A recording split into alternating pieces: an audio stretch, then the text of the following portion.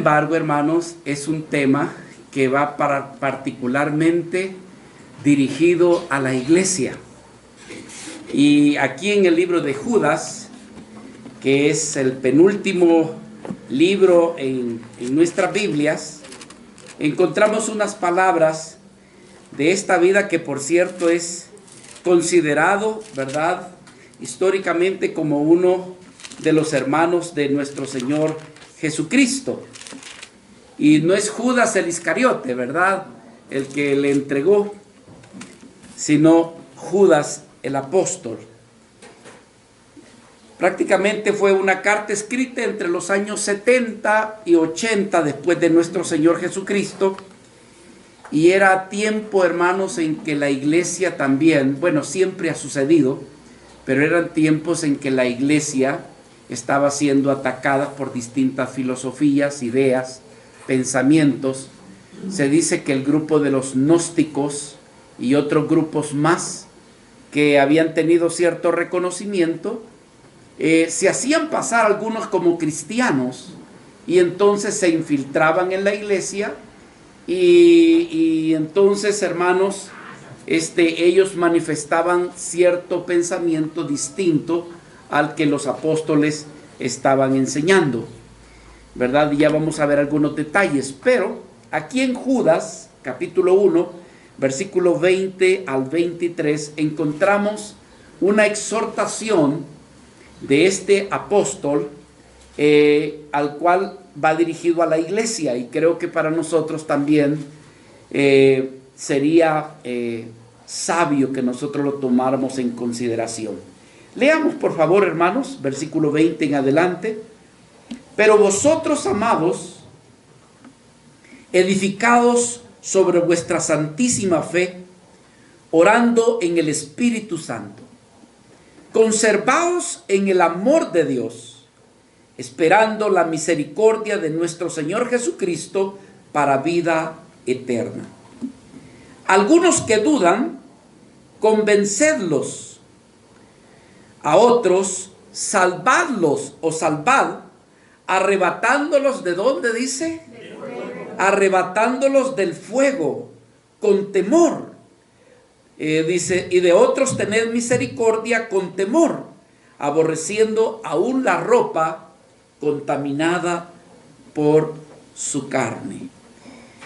Padre, en esta mañana queremos agradecerte una vez más por la oportunidad que nos das de haberte, Señor, adorado y alabado, Señor. Ahora te pedimos, Padre, que nos bendigas, iluminándonos con tu Espíritu y aceptando la exhortación que viene de tu presencia, Señor. Bendice a mis amados hermanos, particularmente aquellos que nos visitan por primera vez. También a nuestros amados hermanos que de manera virtual están oyendo este mensaje. Que a todos, Señor, nos sea de bendición, de edificación y también, Señor, de iluminación en tu voluntad.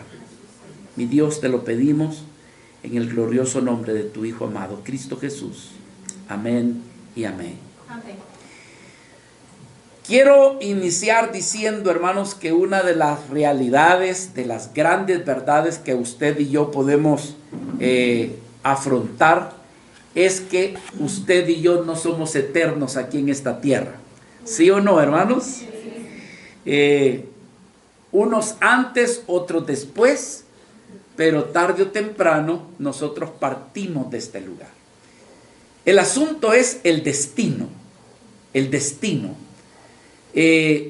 Yo le haría una pregunta a usted en esta mañana. Si usted se muriera mañana, ¿a dónde cree que iría su alma? Es una pregunta que yo le hago a usted.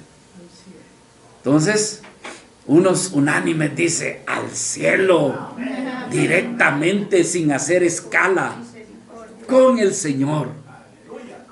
Otros dicen, no, yo he sido tan malvado, me he portado tan mal, que de seguro voy derechito al infierno.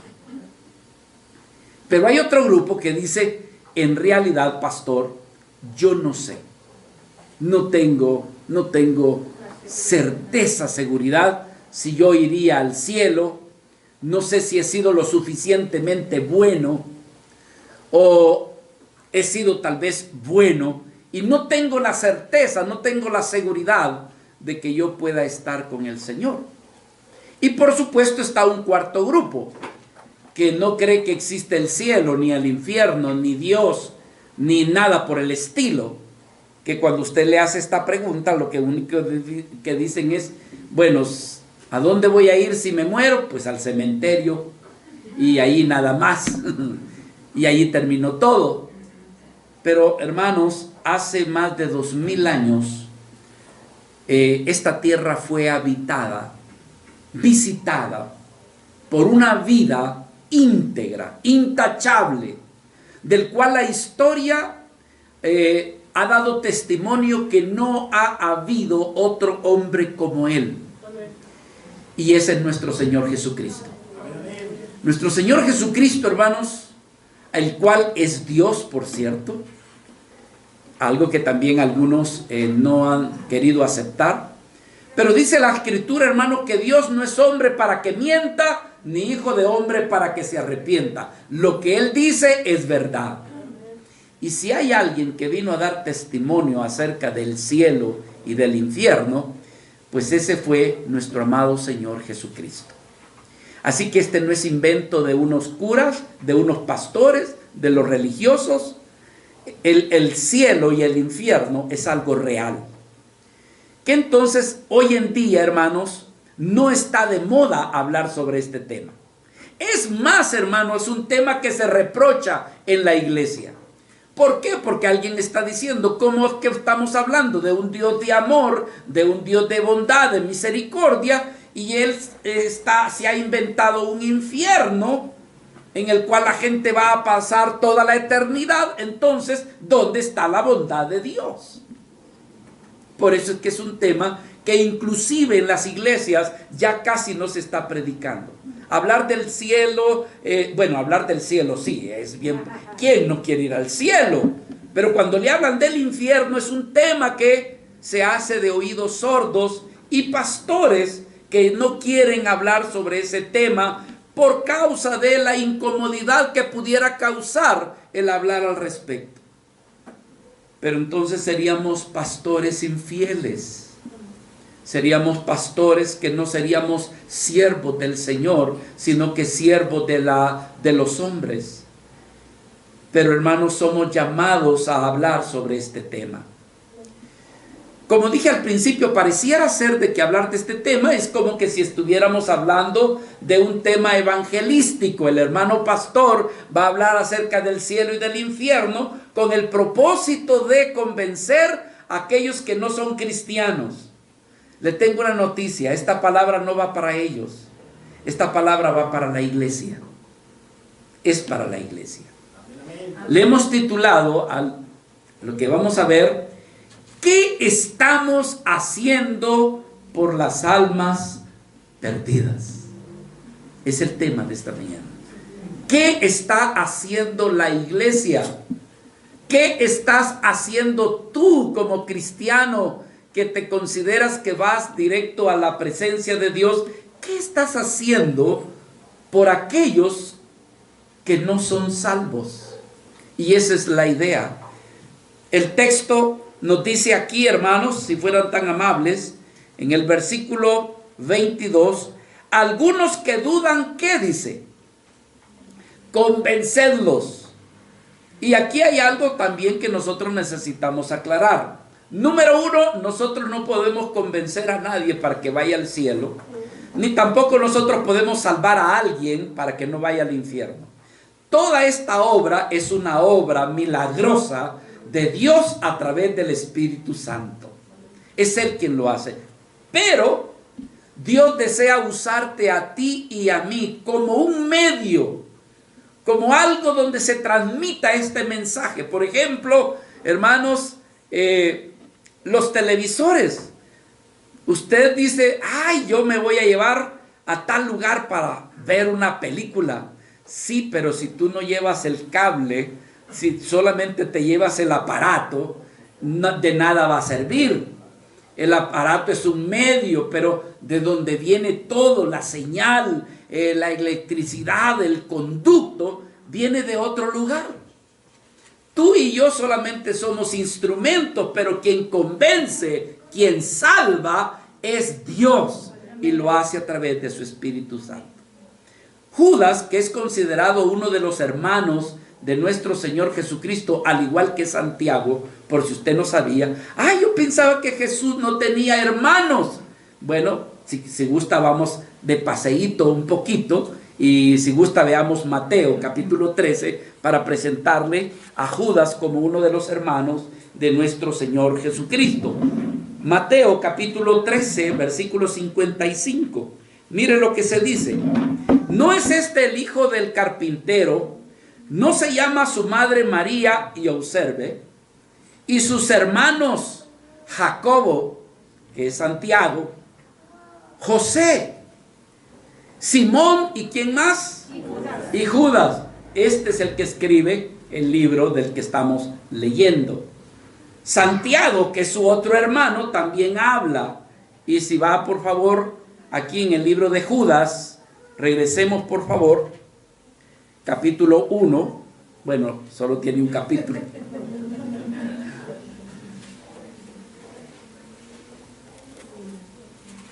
Vea cómo dice el versículo 1.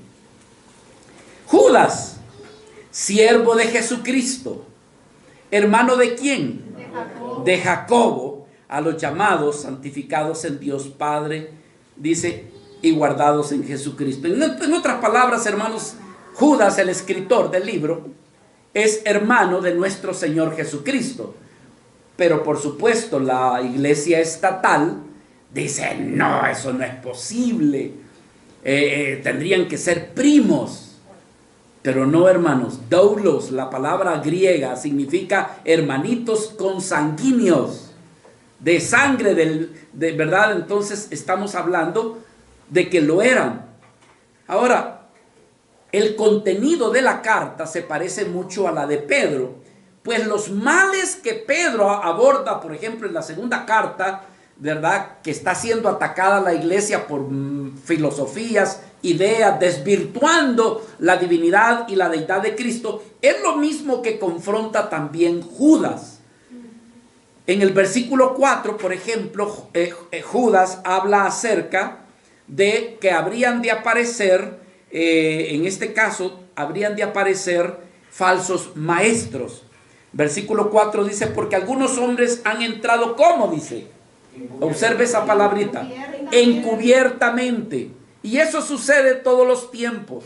En las iglesias entran de manera encubierta gente que realmente, hermanos, no tiene interés en el Señor, sino que entra por curiosidad. ¿Verdad? Hay gente que entra solamente para investigar, para indagar, para autenticar, pero no son genuinos. Como dijo allá Juan, estaban entre nosotros, pero no eran de nosotros. Así que había una conducta inmoral dentro de la iglesia. Versículo 10. Pero estos blasfeman de cuantas cosas no conocen, y en las que por naturaleza conocen, dice, se corrompen como que si fueran, ¿qué dice? Animales irracionales. Aquí habían personas que tampoco les importaba llegar a dividir la iglesia. Estaban allí, hermanos, pero iban a ver la manera de cómo dividir la iglesia, debilitar la iglesia. Y Judas escribe esta carta al respecto, versículos 18 y 19. Los que os decían, en el postrer tiempo habrá, ¿qué dice? Burladores que andarán según sus malvados deseos. Estos son los que causan ¿el qué? Divisiones. Causan divisiones, son sensuales, que no tienen en realidad el Espíritu del Señor. Y aunque esta carta es breve, y los que hicieron la canonicidad y lo que más adelante dividieron en capítulos y versículos, es tan corta la carta que entonces le adjudicaron un solo capítulo.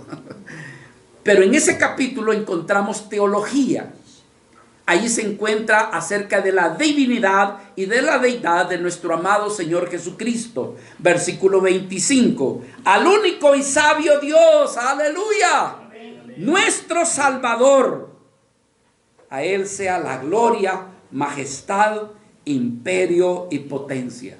nos presenta a nuestro Señor Jesucristo con su divinidad y con su deidad, con su gloria y su grandeza. Por supuesto, también dentro del libro nos habla de la doctrina del pecado, qué es lo que daña a la iglesia, qué es lo que debilita a la iglesia, qué es lo que afecta al cristiano. Y en toda la carta, prácticamente Judas advierte a aquellos que insisten en andar en el pecado. También se nos habla de las cosas celestiales, como por ejemplo la existencia de los ángeles. Versículo 6. Y a los ángeles que no guardaron su dignidad, sino que abandonaron su propia morada, los ha guardado bajo oscuridad en prisiones eternas. Nos habla del mundo angelical. Por cierto, dentro de la teología está la disciplina o está el tema que tiene que ver con la angeleología, donde se estudian los ángeles, su relación con Dios y su relación también con los hombres. Y por supuesto, toca el tema del infierno. Ah, no, eso es invento de los pastores. No, hermanos. Ni es invento de los pastores, ni de los egipcios, ni de los griegos, porque hoy anda esa filosofía deambulando. Eso del infierno fue inventado por allá en la época de los griegos, otro de los romanos, otro de los egipcios. Hermanos, Jesús y también en el Antiguo Testamento se presenta la existencia del infierno.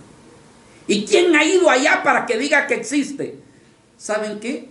Aunque hubieran personas que hayan ido allá y le vengan a contar, cuando el corazón está endurecido, ni a esos les creería tampoco. Así de sencillo. Pero entonces, aquí en el versículo 6, nos habla de los que han caído en prisiones eternas. Tiene que ver con el infierno. Y en el versículo 23 dice, a otros salvadlos ¿de qué? Dice, arrebatándolos ¿de dónde? Judas está diciendo, iglesia del Señor, salgan y convenzan a las personas de que crean en nuestro Señor Jesucristo.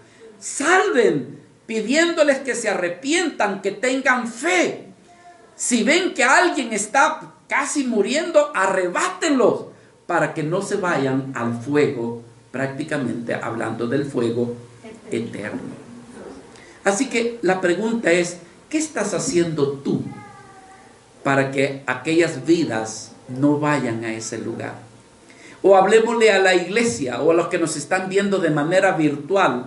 Tú que ya eres salvo, tú que te gozas alabando al Señor, tú que has sido transformado por el poder de la palabra y del Espíritu, tú que te deleitas, que tienes la certeza y la seguridad de que irás a la presencia de Dios, te pregunto, ¿qué haces tú por tus familiares? ¿Qué haces tú por tus hijos que aún no son salvos? ¿Qué haces tú con tu esposa, con tu esposo que aún no es creyente? ¿Qué haces con tus familiares, tus primos, tus tíos, tus hermanos, aquellos que en realidad no conocen al Señor? ¿Qué estás haciendo? Por lo menos, si no les estás hablando del Señor, por lo menos lo que deberías de estar haciendo es orando por ellos para que Dios enternezca su corazón y que pueda aparecer la fe en sus vidas como para arrepentirse de sus pecados y también creer en nuestro Señor Jesucristo. Así que, hermanos, tocando esto, yo quiero hablarles un poco acerca del cielo. Pero por supuesto, si vamos a hablar del cielo, necesitamos hacer un equilibrio. Necesitamos hablar del infierno también. Así que no sé cuál de los dos quiere primero, si el cielo o el infierno. Pero de todas maneras le voy a hablar de los dos. En mis notas yo puse en primer lugar el cielo. Y quiero decirle, hermanos, que si tú eres un genuino creyente, eres un verdadero hijo de Dios, nacido de Dios, tu destino es el cielo. Tu destino es el cielo. Entonces déjame presentarte lo que dice la Escritura, no los religiosos, no las denominaciones, no un filósofo, sino lo que dice Dios acerca de lo que es el cielo y de lo que es el infierno. Número 1, el cielo es algo real. Es algo real, no es inventado. Ahora, ¿y dónde queda el cielo? Bueno, ahí sí me pone en prueba, porque hoy que nosotros conocemos que la tierra es redonda y que la geografía nos muestra, decimos, bueno, ¿dónde está el cielo? ¿Está aquí en México, Estados Unidos o en China? O en Argentina, allá abajo. Que por cierto, hermanos, geográficamente nos presentan a Estados Unidos arriba, Centroamérica en el centro y Suramérica allá abajo. Pero eso no es real. Bien podría estar Argentina allá arriba y Estados Unidos allá abajo. Pero ya usted sabe, ¿verdad? Que el que se impera, el que se impone, siempre quiere estar allá arriba. Y por eso es que la chibola o la bolita la han puesto así para que aquel quede allá arriba y los demás queden allá abajo. Pero, hermanos, en realidad el cielo puede quedar arriba y abajo porque es una rueda. ¿Ve? Pero se nos habla del cielo y téngame paciencia que le voy a hablar cómo está eso de hasta del tercer cielo. Pero, por ejemplo, fíjese que en el libro de Génesis, ya en Génesis capítulo 24 y versículo 3, se nos presenta al Dios de los cielos. El Dios de los cielos. Cuando estaba hablando Dios con Abraham y le estaba dando las promesas a Abraham, vea lo que se dice. Abraham está con su siervo porque va a conseguirle esposa a su hijo. Y esto le dice Abraham a este siervo. Y te juramentaré, dice el versículo 3. ¿Está conmigo? Te juramentaré por Jehová, ¿el qué, hermanos? Dios de los cielos y de la tierra. Es decir, que ya desde Génesis se está identificando que Dios es el creador de los cielos y de la tierra, pero que también dando a entender de que Dios mora en los cielos. En 2 de Corintios, en el capítulo 12 y versículo 2, nos habla Pablo que él tuvo un arrebatamiento de una manera que él casi ni se lo puede explicar. Y él habla de una manera tan sutil para que en él no exista jactancia, que ni siquiera él dice, ese fui yo. No, él dice, yo conozco a un tal cristiano. En otras palabras, ese soy yo. Pero no lo dice. Conozco, dice el versículo 2. 2 de Corintios capítulo 12, versículo 2. Conozco a un hombre en Cristo que hace 14 años, si en el cuerpo no lo sé, si fuera del cuerpo tampoco, no lo sé. Solo Dios lo sabe. Pero este hombre, dice, fue arrebatado hasta el tercer cielo. Es decir, que hay 3 cielos. Y ahora déjeme explicarle un poquito rápido. No nos vamos a detener a hacer un estudio minucioso de eso.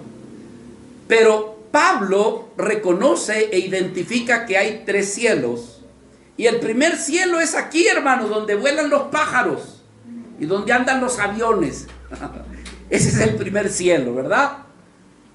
Se entiende que el segundo cielo es esa bóveda oscura que, por cierto, salen los cohetes y los satélites y logran ver aquella inmensidad que pareciera ser que no tiene fin. Está lleno de galaxias, lleno de estrellas.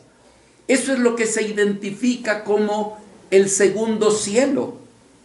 Y el tercer cielo es esa parte donde está Dios, donde está su trono, donde están sus ángeles.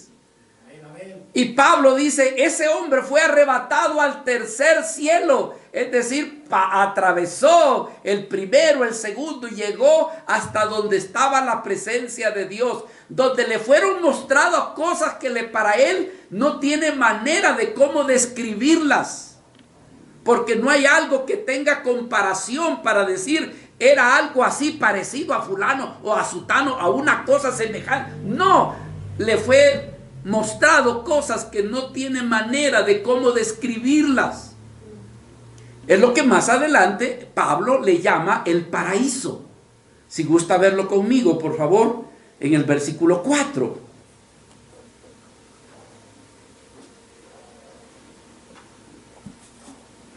Que fue arrebatado, ¿qué dice? Al paraíso. Ah, entonces el tercer cielo, Pablo le equivale a decir, fui arrebatado al paraíso.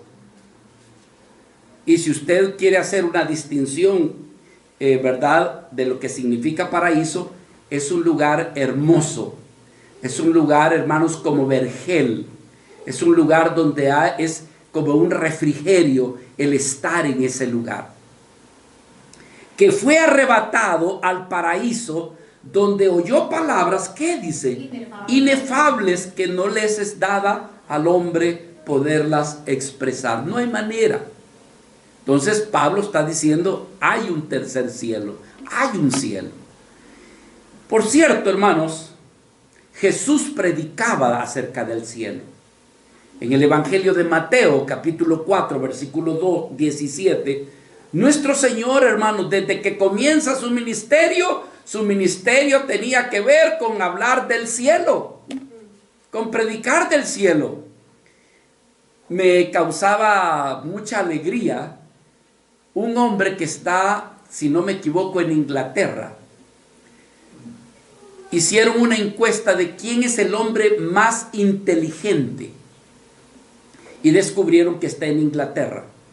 Entonces, tiene un coeficiente, hermanos, fuera de serie, ¿verdad? Es el Albert Einstein de esta época, de esta generación, con un intelecto, hermanos. Y entonces le preguntaron, oiga, ¿y usted cree que existe Dios? Y él dice, con los que yo he estudiado y con lo que yo he analizado, indiscutiblemente que Dios tiene que existir. Y por otro lado le dice, ¿y qué pasa? Le dice, cuando la gente se muere, ¿qué cree usted? Que nosotros somos materia, pero que en nuestro interior existe algo que es inmaterial, que me da la impresión, dice, de que hay una como mutación, como algo que está dentro de nosotros, pero que no se pierde, sino que trasciende. No me pregunten a dónde, porque no les sabría decir. Pero yo analizo, dice, y llego a la conclusión que el hombre es más que esta materia de la que tenemos, que en nuestro interior hay algo que trasciende. Y eso me llenó de mucha alegría. Búsquelo, hermano. Se llama el hombre más inteligente y más sabio en nuestra época, y va a dar con esta persona y lo entrevistan, y esto que les acabo de decir es el testimonio de él. Pero yo les decía que Cristo nuestro Señor en su ministerio comenzó en su primera conferencia a hablar del cielo. Versículo 17, Mateo 4:17. Desde entonces comenzó Jesús a predicar y a decir el qué, hermanos. Arrepentíos porque el reino de qué se ha acercado. En Mateo capítulo 6 versículo 19 dice, no os hagáis tesoros en la tierra donde la polilla y el orín corrompen, donde ladrones minan y hurtan, sino haceos tesoros ¿a dónde, hermanos? En el cielo, donde ni la polilla ni el orín corrompen y donde ladrones no minan ni hurtan. Cristo hablaba del cielo, Él predicaba y enseñaba acerca del cielo. Él hablaba que el cielo es algo que podemos ganar o que podemos perder. Pongan atención a eso. Es algo que tú puedes ganarlo, pero también puedes perderlo.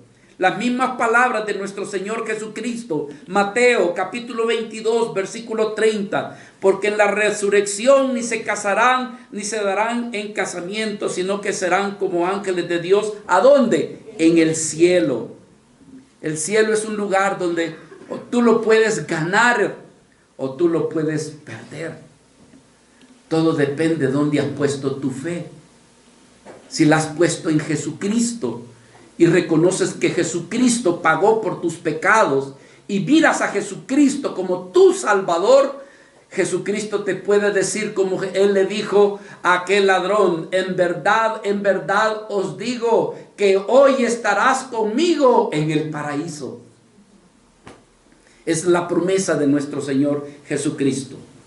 Pedro habla del cielo como un lugar donde no hay corrupción, donde nos espera una herencia inmarcesible, donde el Señor está allí, hermanos, esperando a los que ha llamado sus hijos.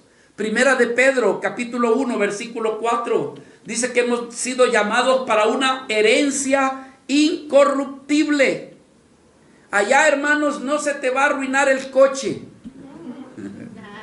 ni la moto, ¿verdad, hermana? Allá, hermanos, lo que exista allá es incorruptible, permanece. Y Pedro dice, una herencia que es incorruptible, incontaminada, inmarcesible, reservada para ti, que eres creyente, que eres un hijo de Dios, que le has entregado tu vida a Cristo, que has puesto tu fe, no a una religión, ni a una filosofía, sino que has puesto tu corazón, tu fe en nuestro Señor Jesucristo. Está reservada en los cielos para vosotros. El cielo es una morada, hermanos, real para los que han creído en Jesucristo. No es un cuento de hadas, no es una utopía, algo que está por allí y solamente para entretener a la gente. No es como los vikingos o los griegos que decían, no, es que el cielo es un lugar para los hombres donde hay muchas mujeres para ti. Ay, ese es el cielo. Y yo me pregunto, ¿y para ellas? ¿Será un infierno? Y por ahí andan, hermanos, en estos días, justamente en la actualidad, te andan tratando de demostrar que el cielo y el infierno es unas creencias de allá, que de Babilonia, y que los judíos se la aprendieron. Hermanos, que no te engañen. Tendrían que haber convencido a nuestro Señor Jesucristo, el cual Él predicó, enseñó y habló claramente acerca del cielo. Si Él estaba mintiendo, entonces, hermanos, Él no era realmente el Mesías, pero Él era el Mesías y lo demostró. El cielo, libro de Filipenses, es tu verdadera casa, hermano. Escucha lo que voy a decirte. Si tú eres un hijo de Dios, tu casa no es aquí en México o en el país donde tú te encuentres. Esa no es tu ciudadanía. Tu ciudadanía es el cielo. Esa es tu verdadera casa. Así que cuando tú vayas a morirte, y primero Dios que el Señor me conceda decirlo, voy de regreso a mi casa. Porque esa es mi casa, no aquí. Mira lo que dijo Pablo, Filipenses 3:20. Mas nuestra ciudadanía, de donde somos y vamos de regreso, mas nuestra ciudadanía está en los cielos, de donde también esperamos al Salvador, a nuestro Señor Jesucristo. Esa es tu casa, no aquí. Sea que, ay, pero mi ranchito, mire donde yo vivo. No te preocupes, tienes una mejor. Y si tienes una residencia, no tiene comparación la que Dios te va a dar cuando estés en su presencia. Hermanos, yo puedo tardarme más tiempo enseñándole cantidad de escrituras donde la Biblia nos habla cómo es el cielo. Es un lugar donde hay una verdadera paz, una paz total, divina. El cielo es un lugar donde está lleno del verdadero amor para todos los que viven en ese lugar. Es un lugar donde no hay odio, donde no hay ofensa, donde no hay orgullo, donde no hay egoísmo, donde no hay pecado, hermanos. Es un lugar santo, donde está Cristo. Y donde tú lo vas a ver y tus ojos solo van a ser para decir, Él es mi ídolo, no Ronaldo, no Paul McCartney. Mi ídolo es Cristo Jesús, mi Señor y Salvador. solo tendrás ojos para Él. Ese es el cielo. Vea lo que dice Mateo capítulo 26. Tiempo me hace falta, hermanos, para hablarles de cómo es el cielo. Dice la escritura, Mateo 26, versículo 29. Os digo que desde ahora, ¿sabe qué? Hay comida, hermanos. Y alguien, ¿habrá hamburguesas, hermano? Un bistec corte miñón, 3/4. Yo no lo sé, solamente lo que dice la escritura es esto. Y os digo que desde ahora no beberé más de este fruto de la vid hasta aquel día en que lo beba de nuevo con vosotros en el reino de mi Padre. Por lo menos vino, si le aseguro que va a haber.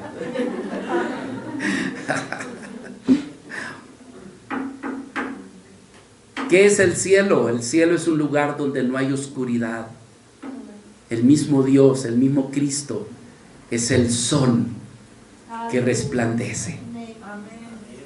Allá no hay cansancio para que tengas que tomar muchas vitaminas y que seas fuerte. Tampoco sueño. No puedo dormir, no lo necesitas. Todo lo que hay en el cielo realmente va a llenar tu corazón. No hay pecado, tampoco hay tentación. John MacArthur decía, yo ya me quiero morir. ¿Cuántos han oído de John MacArthur? Un gran teólogo, un hombre maestro. Él dijo hace varios años, hace como 3, 4 años, yo lo escuché decir esto. Se dice que mis días son menos de los que me quedan, pero yo ya me quiero ir, porque estoy cansado del pecado. Quiero irme ya. Un lugar donde no va a haber pecado. Un lugar, hermano, donde si tú sufriste, vas a ser consolado. Donde si tú lloraste, tus lágrimas van a ser enjugadas. Apocalipsis capítulo 21, versículo 4. Hay vidas, hermano, que es un misterio para mí. Que desde que nacieron sufriendo. Crecieron bajo el sufrimiento. Llegaron adultos y el sufrimiento no fue quitado. Y algunos de ellos así partieron, pero creyeron en Cristo. Creo que ellos van a ser consolados de una manera mucho más hermosa que otros. Versículo 4.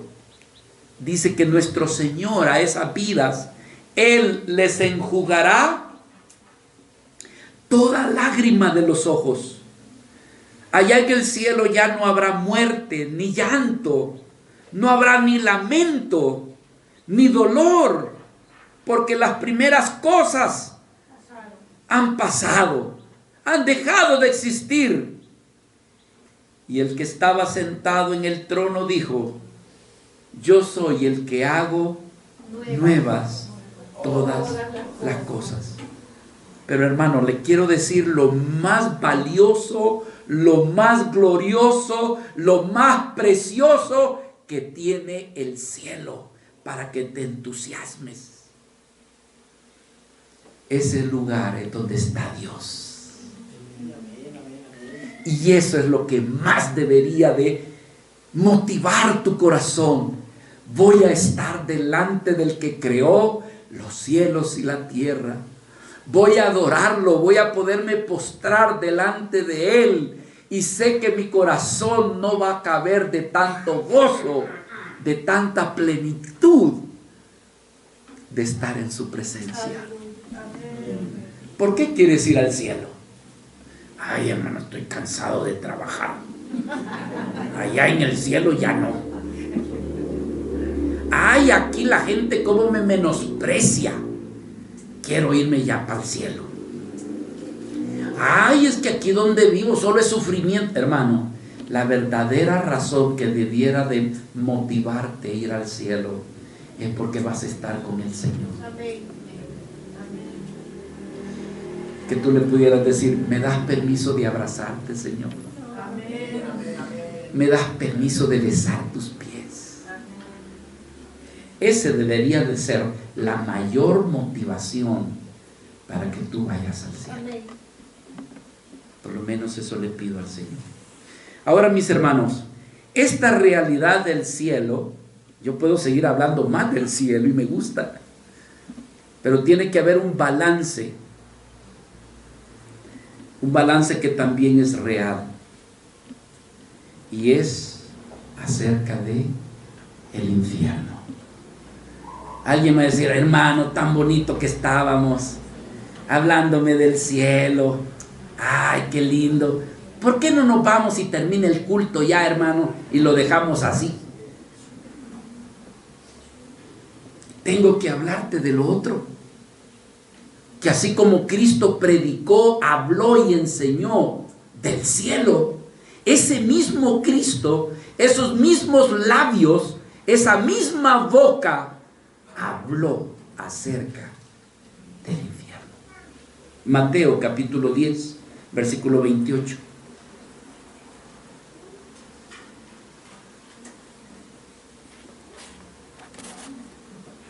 No temáis a los que matan el cuerpo, mas el alma no pueden matar. Temed más bien, es decir, a Dios.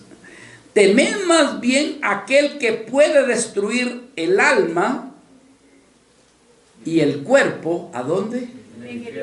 En el infierno. Mateo 18, versículo del 8 al 9.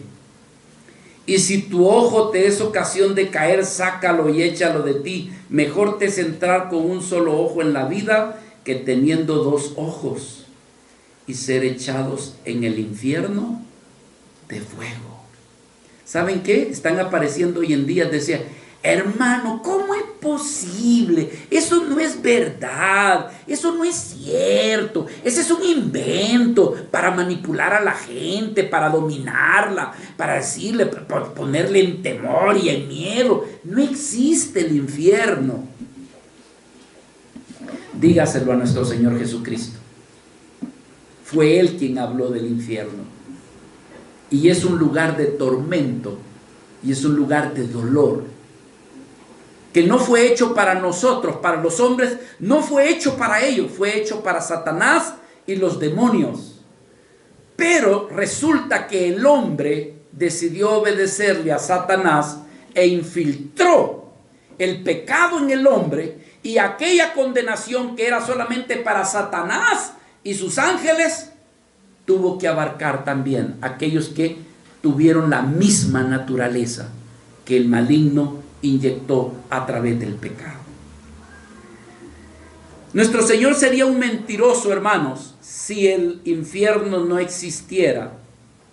El Señor contó una historia, algunos la consideran parábola, pero cuando ya hay un nombre de por medio, entonces deja de ser una parábola. No sé cuántos se acuerdan del rico y de Lázaro. El rico, aunque no se dice el nombre, pero de Lázaro, él hubiera dicho: existía un rico y un pobre. Parábola.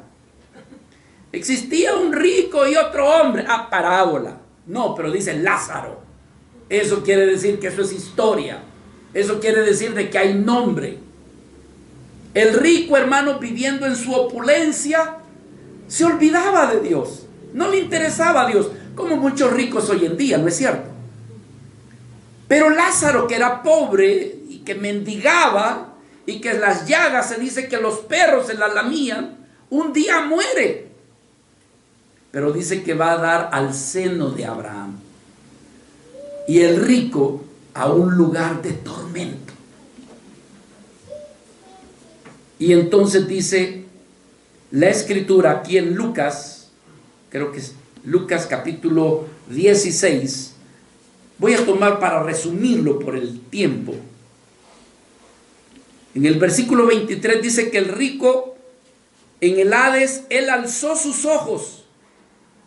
Y dice la escritura que él estaba en un lugar de tormento, no estaba de vacaciones, no andaba por Cancún, no era Acapulco, Era un lugar de tormento, de dolor, de sufrimiento. Ni andaba de parranda tampoco. Dice, estando en tormento, vio de lejos a Abraham y a Lázaro en su seno. Entonces él, dando voces, le dijo: Padre Abraham, ten misericordia de mí y envía a Lázaro para que moje la punta de su dedo en agua y refresque mi lengua, porque estoy atormentado. ¿A dónde? En esta llama.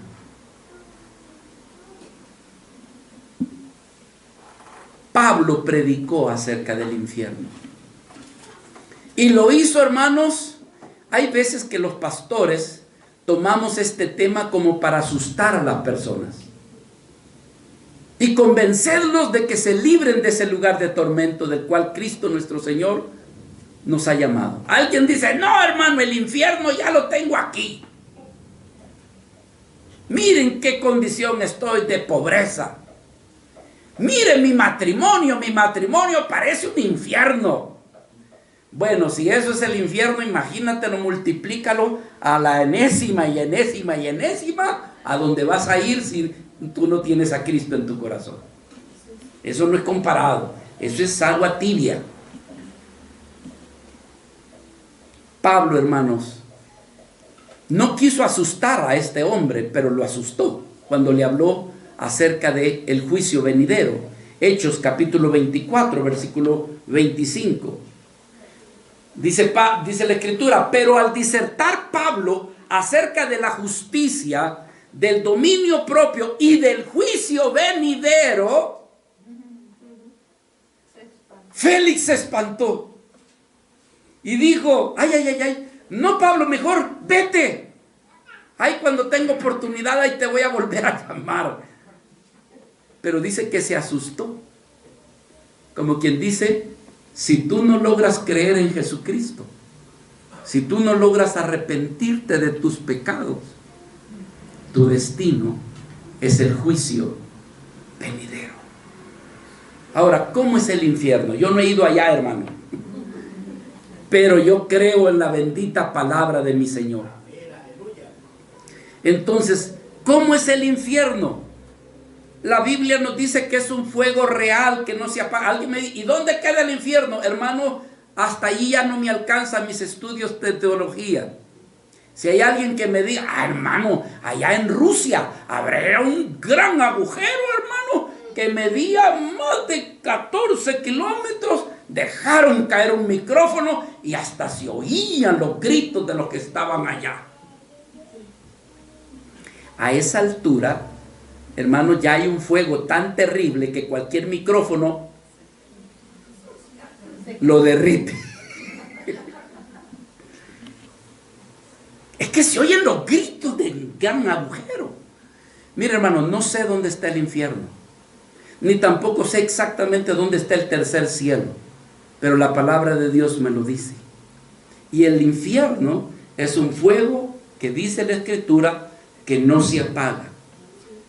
Mateo 3:12, su aventador está en su mano, hablando Juan el Bautista de nuestro Señor Jesucristo. Jesucristo dice: limpiará su era y recogerá su trigo en el granero y quemará la paja en fuego que, ¿qué dice, hermanos? Nunca se apaga. El infierno es un lugar de recuerdos, de arrepentimientos y de remordimiento. Te recuerdas, sabes. Abraham le dijo: acuérdate que tú estabas en tus placeres, en tus deleites. Ay, entonces, Señor, ayúdame que vaya un chancecito y le vaya a avisar a mis hermanos y a mis parientes que se arrepientan para que ellos no vengan acá. Ah, entonces te acuerdas que tenías hermanos, parientes. Es decir, que allá en el infierno, hermanos, vas a decir: ¿por qué no me arrepentí? ¿Por qué no abrí mi corazón a Jesucristo? No, me gustaba más la diversión, las distracciones, que andar en el conocimiento de Cristo. ¿por qué no me arrepentí? Allí existirá el lamento, hermanos. El por qué no lo hice. ¿Por qué? Porque hay memoria. Es un lugar donde hay sensaciones, donde tú sientes sed, donde tú sientes dolor, donde tú sientes angustia, donde tú te sientes desesperado. Es un lugar de tormento, donde nada te sacia. Allá no hay amigos, hermano. Alguien dijo, recibe a Cristo, mira. Vas a ir al cielo si vienes al Señor. Y si no, vas a ir al infierno. Y aquel jugando con el infierno dijo, pues me voy para el infierno. De todas maneras, allá me encuentro a Lucha Villa, a Pedro Infante, con esos me voy a divertir allá. Hermanos, todo aquel que no conoce a Cristo y ha partido, está en un lugar de tormento. Yo le quiero decir, hay una conferencia que yo di hace años, se llama Vida después de la muerte. Me dan ganas de volverla a dar. Fue un tiempo donde yo recogí testimonios de gente seria, real, hermanos, que tuvieron una experiencia donde estaban en el hospital, en la cama. Los médicos los perdieron por minutos. Y entonces, hermanos, después de varios minutos regresan dando testimonio del lugar donde ellos estuvieron. Y para convencer a los médicos, esto le dijeron, yo lo vi como usted me estaba operando. Vi el tipo de tijeras que usted estuvo usando cuando usted me destapó, cuando usted me abrió. Yo estaba arriba de usted y yo estaba viendo mi propio cuerpo. Y le da detalles que los médicos se quedan sorprendidos. De decir, ¿cómo es posible que vistes esto si estabas totalmente anestesiado? Y aparte de eso te perdimos varios minutos. Y hay unos que cuentan, hermanos, que fueron a un lugar de dolor, de tormento, de aflicción, de grito, de lamento. Y otros dicen, yo fui a un lugar donde no hay paz, tan que yo pueda describir que yo no me quería venir de ese lugar. Pero ya me estoy saliendo, pero es de lo mismo. Es un lugar donde hay frustración, ira, enojo. Es un lugar de desesperación. Es un lugar donde se manifiesta también la ira divina. Ahora, ¿quiénes son los que van a dar al infierno? Hermanos, el infierno fue diseñado exclusivamente, solamente para Satanás y para sus ángeles. Así lo dice Judas 1, versículo 6. Y a los ángeles que no guardaron su dignidad, sino que abandonaron su propia morada, dice que Dios los ha guardado bajo oscuridad, eso hay en el infierno, en prisiones eternas, para el juicio del gran día, el juicio del gran trono blanco, donde, hermanos, se habrá de dar el juicio total. Pero entonces, ¿y qué de los hombres? Los incrédulos. También para ellos, los que rechazaron el evangelio, los que no quisieron nada con Jesucristo porque pensaban que era religión, que era pérdida de tiempo. La Biblia nos enseña, hermanos, que los incrédulos que rechazaron a Jesucristo, estas vidas también son vidas que no lograron ser anotados en el libro de la vida. Y por no estar anotados en el libro de la vida, entonces la Biblia, la palabra de Dios, nos enseña que su destino final es el infierno. ¿Dónde está eso? Usted lo puede ver en el libro de Apocalipsis, capítulo 20, versículo 12. Se llegará un día, hermanos, en que todos estarán delante del Señor. Los libros van a ser abiertos y entre ellos está el libro de la vida y el libro de las obras.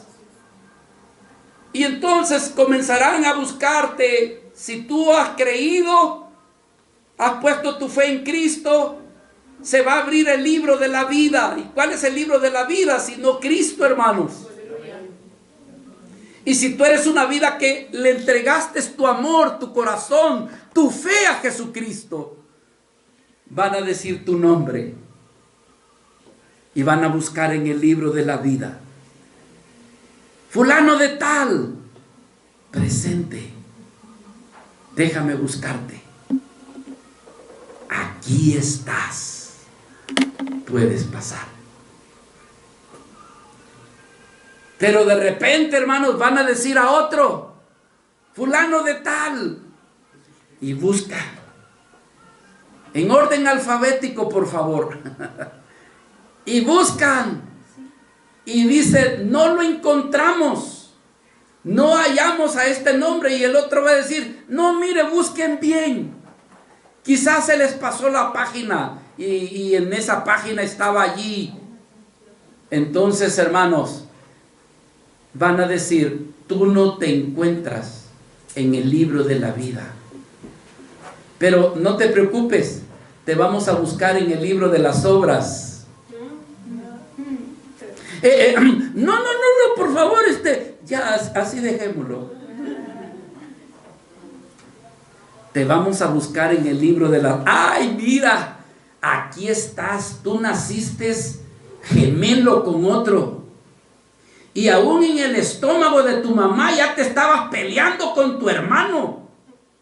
Le estaba dando de puntapié a su cabecita. Saliste del vientre de tu madre rebelde.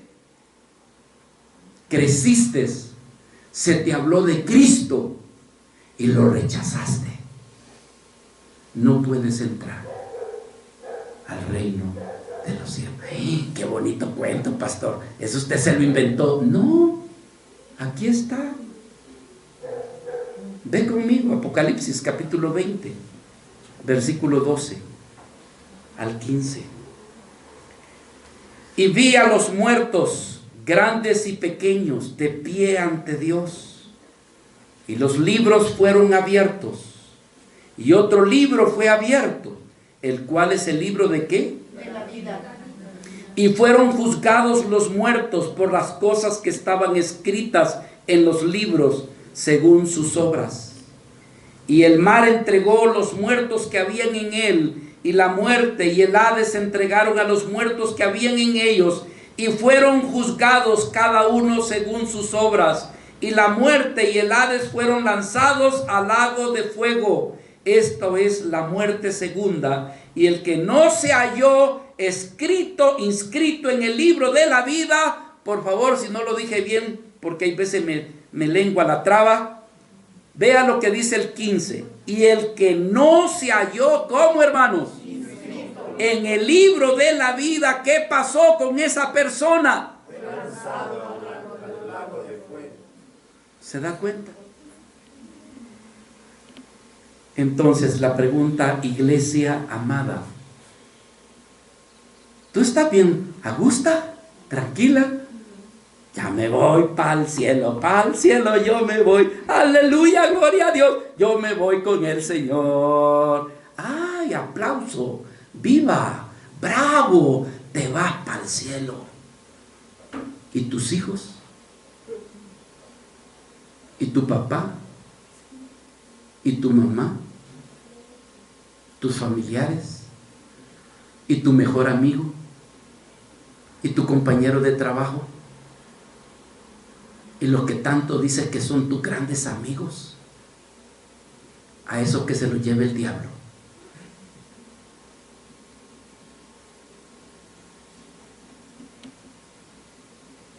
Iglesia, ¿qué estamos haciendo para alcanzar los que no son salvos? ¿Qué estás haciendo? ¿Tú estás a gusto? ¿Tienes una bonita familia? ¿Te está gozando con el Señor? Sabes que vas a ir al cielo, pero no tienes corazón para tu familia. ¿No tienes alma para los perdidos? Eso es lo que necesitamos pedirle a Dios en esta hora. ayúdame a ser sensible, Señor, por los que no han sido alcanzados. Que yo pueda tener lo que tú sientes cuando tú miras que hay alguien que va directo al infierno. Que Dios abra nuestros ojos, hermanos. ¿Cuánto tiempo tenemos nosotros de disfrutar ser salvos? Algunos ya tenemos años. ¿Cuánto te has quedado con la boca callada porque te da pena hablar de Cristo a tus familiares, tus amigos o compañeros de trabajo? Tú estás bien, tienes un matrimonio estable, pero ellos no. Y lo peor de todo es que su destino final, eterno, es doloroso.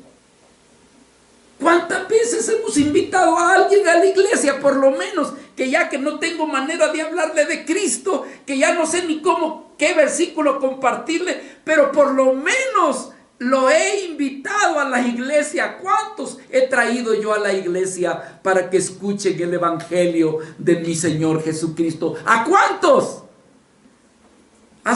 Por favor, haz la cuenta y dime, tú que tienes tantos años de ser creyente. Pero por otro lado, ¿a cuántos hemos abandonado que han sido recién nacidos en el evangelio? Llegaron y no nos interesó más. Así que nuestra oración es que Dios abra nuestros ojos para que veamos la realidad del cielo, pero que también veamos la realidad del infierno. Hermanos, que reconozcamos que la salvación es un don preciosísimo, hermoso, que se nos ha concedido, pero que Dios quiere que no sea exclusivo solamente para ti. Piensa, hermanos, que en el infierno hay muchas vidas que van a estar allí eternamente. No sé cuántos vieron una película que se llamaba La lista de Schindler. ¿La vieron? Al final de la guerra, Schindler se dio cuenta a cuántos había logrado salvar, porque él negociaba con los militares alemanes y les daba, y decía, no, démelos para acá para que trabajen para mí y hagan platos, hagan ollas, y mire, él lo que estaba haciendo era salvarlos. Y entonces les daba a los alemanes dinero o cosas para gratificarlo y que no le quitaran a sus judíos que él tenía. Y cuando termina la guerra, él decía, yo pude haber salvado más. Quizás con este anillo yo hubiera salvado quizás a unos 5 más. Sintió la carga, porque se dio cuenta cuántos murieron en los hornos de Auschwitz. Hermano, que Dios despierte en nosotros, en mí, en ti y en la iglesia una carga por alcanzar los que aún no conocen de Cristo. No sé cuántos van a recibir este mensaje, no sé cuántos dicen amén, pero necesitamos que Dios quite la dureza de nuestros corazones. Pongámonos de pie, por favor. Quizás nosotros nos vemos muy ocupados o distraídos en otras cosas, hermano. Quizás nuestros ojos tienen otra meta, otras ambiciones, pero hermano, Dios quiere darnos el interés que había en Él. Yo le hago una pregunta. ¿Por qué cree usted que Dios envió a su Hijo? ¿Alguien me puede responder? ¿Por qué Dios tuvo que mandar a su Hijo aquí a esta tierra? Para salvarnos del infierno y de la condenación eterna. Quiero decirle que Cristo dejó su comodidad, hermanos. Cristo dejó su gloria, la adoración de los ángeles, esa unión que nos cuesta comprender entre el Padre, el Hijo y el Espíritu, uno solo. Tener que dejar eso, la comodidad, la gloria. Hermanos, tener que meterse donde hay pecado, dejar el lugar donde Él estaba acostumbrado, donde no hay pecado. Él dejó todo eso para llegar a los pecadores con el único propósito de salvarlos. Gracias, Señor. Que Dios me ayude a mí, hermano, pero que Dios le ayude a su iglesia a decir: Señor, despiértame, que yo tenga el mismo sentir que había en Cristo, que se despojó a sí mismo con tal de alcanzar a los perdidos. Es mi oración en esta tarde, mi Señor. Tú conocerás a tu iglesia aquí en este lugar y sabrás, Señor, cuánta necesidad hay de que tú nos despiertes para ganar a otros para tu reino. Para que ellos, Señor, puedan conocerte a ti y que puedan ser salvos. Estamos conscientes de que nosotros no los podemos salvar.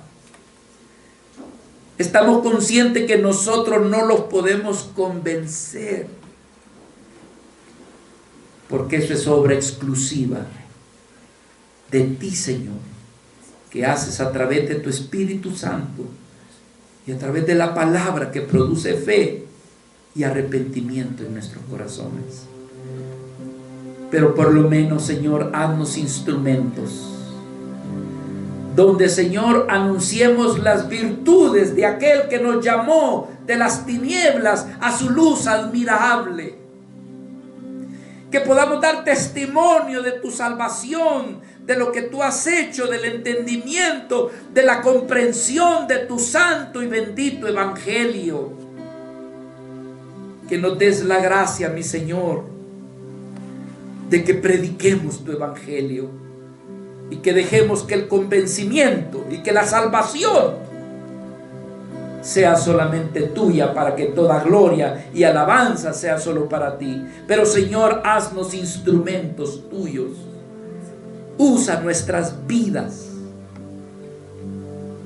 para que a través de la predicación del evangelio los que no han sido convertidos sean convertidos. Los que no han sido ganados para Cristo sean ganados para Cristo. Los que no son salvos lleguen a ser salvos y que tengan la vida eterna, la entrada al cielo y el escape de las llamas del infierno.